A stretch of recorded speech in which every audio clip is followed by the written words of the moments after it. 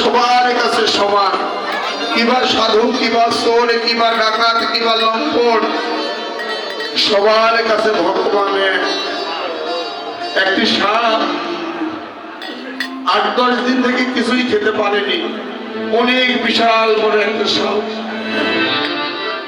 ভগবানের চরণে মিনতি করে বলছে, প্রভু 10 দিন হয়ে গেল, এখনো পেটে কিছু গেল না, আর তো খিদার জ্বালা সহ্য করতে পারি না। দেখে সামনে দিয়ে একটা ব্যাগ যাচ্ছে, সামনে দিয়ে একটা ব্যাগ যাচ্ছে। এবার ভগবানের চরণে মিনতি করে বলছে, প্রভু ওই ব্যাগটা যেন আমার আহারে আসে, তুমি আমায় আশীর্বাদ করো। সাপ বলছে, ওই ব্যাগটা যেন আমার আহারে আসে, তুমি আশীর্বাদ করো, ওই সাপটা যেন আমি খেতে পারি। এবার সাপের পিছনে, ব্যাগের পিছনে সাপ 8 রকম দৌড়। আচ্ছা ব্যাগ কি পারবে সাপের সাথে? হ্যাঁ, ব্যাগ এখন আত্মচিৎকার করে ভগবানের চরণে মিনতি করে বলছে, প্রভু ওই সাপের মুখে যদি আমি মানা করি, আমার ঘরে ছোট্ট ছোট্ট ছেলে মেয়ে তারা তো এতিম হয়ে যাবে। তুমি আমায় করুণা করো, আমি যেন সাপের আহারে না হই, তুমি আমায় বাঁচিয়ে নাও। ভগবান কি করবে? ভগবান কার কথা শুনবে? একজন বলছে আমি যেন খেতে পারি, আর একজন বলছে যেন ওর পেটে যেন আমি না যাই।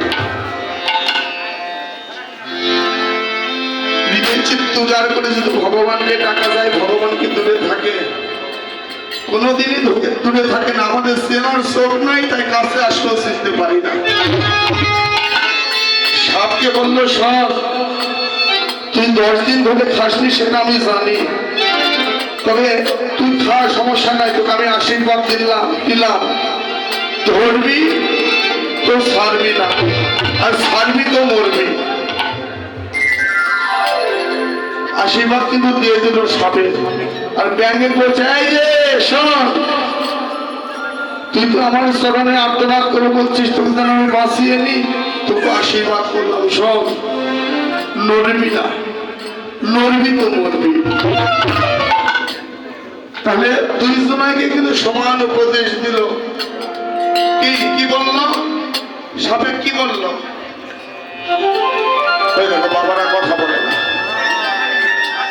ধরবি তো ছাড়বি না, শুধু ছাড়বি তাহলে মরবি। আর ব্যাগকে কি বললো? সব নড়বি না, নড়বি তো মরবি। এবার সাপ তো ব্যাংকে সেই ধাওয়া, ব্যাংকি পারে সাপের সঙ্গে দৌড়াতে। এবার দৌড়াতে দৌড়াতে দৌড়াতে দৌড়াতে খপ করে ধরে নিল। যেই ধরেছে বাবা, সঙ্গে সঙ্গে ব্যাগ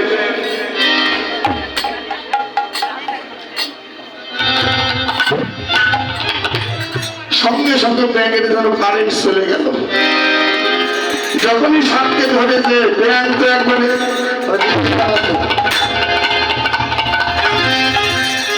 মনে হলো ব্যাগের কারেন্ট চলে গেছে।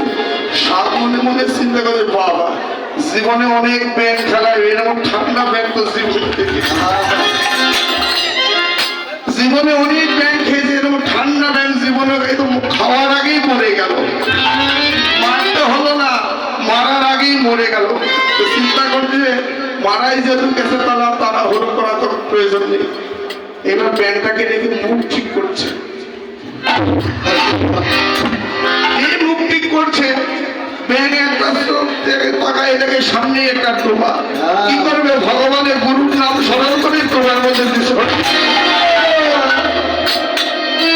সাপ কেঁদে কেঁদে ভগবানকে বলছে, প্রভু তোমার চরণে এত মিনতি করে বললাম, দুই ব্যাংকটা যেন আমার আহারে আসে, তুমি আমার কথা রাখবে না প্রভু।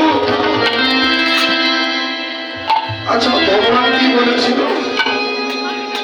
বলেছিল শুধু ধরিস, ছাড়িস না, ছাড়লে কিন্তু। আমি তো তোদের 2 জনকে সমান কথা বলেছিলাম, যে আমার কথা রেখেছে এই জগতে সেই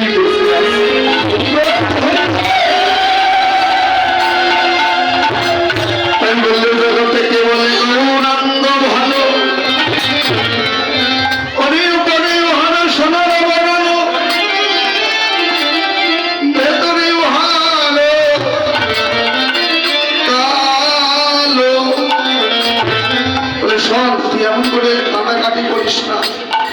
ওই রূপ কোথায় দেখলি আমাদের কাছে তুই যদি ভুলে না বলিস তাহলে কিন্তু আমরা বুঝতে পারবো না ওই রূপ কোথায় দেখলি আর কেমন করে দেখলি বললে সদনে ও না করি ওই রূপ কোথায় দেখলাম জানিস ওই জলের লোভে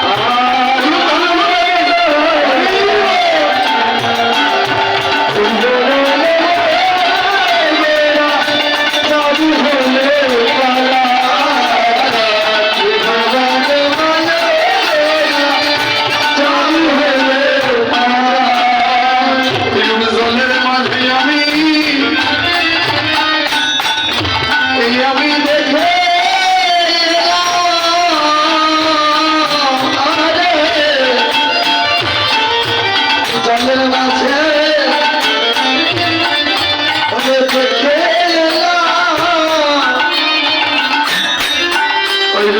জলের মাঝে